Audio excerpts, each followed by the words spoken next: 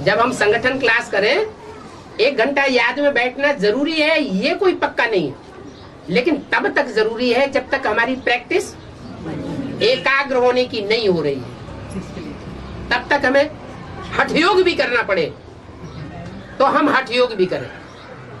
जैसे हम बीमार हैं, हमें पता चल गया कि योग सबसे बड़ी दवाई है, परमात्मा की याद सबसे बड़ी दवाई और आखिरी दवाई यही है कि नहीं है? फिर हम दूसरी जो तरीके हैं, मनुष्यकृत, एलोपैथी, होम्योपैथी,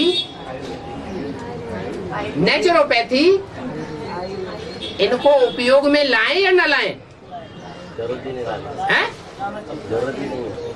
नहीं, प्रवृत्ति की बात नहीं, कहा कि इनको उपयोग में लाएं या न लाएं? लाना पड़ेगा ही। क्यों? क्योंकि अभी पूरी पकी नहीं है। राजयोग परिपक्व स्टेज में पहुंचा नहीं है। पूरी घी में डाली जाती है, नीचे पड़ी रहती है, डालते ही ऊपर क्यों नहीं आ जाती?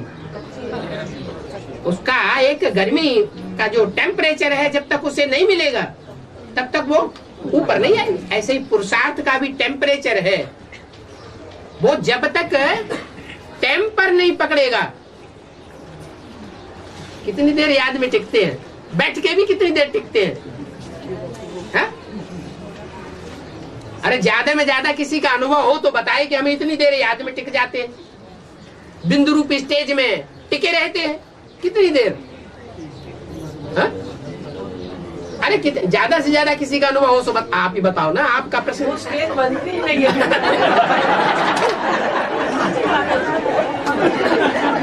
तो जो बनती ही नहीं है, क्या मरना है क्या?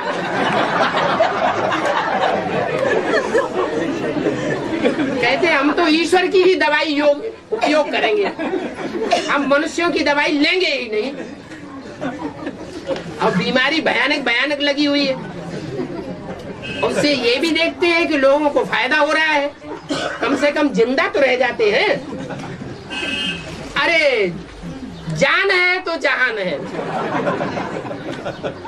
इसलिए हमें कोई घृणा नहीं है बैठ करके याद करने से, लेकिन मजबूरी ये है कि जब तक हमारी याद टिकने वाली नहीं बन रही है, हमारी याद का पुरुषार्थ, याद का अभ्यास हमारा परिपक्व स्टेज में नहीं पहुंच रहा है, तब तक के लिए धीरज धर मनुआ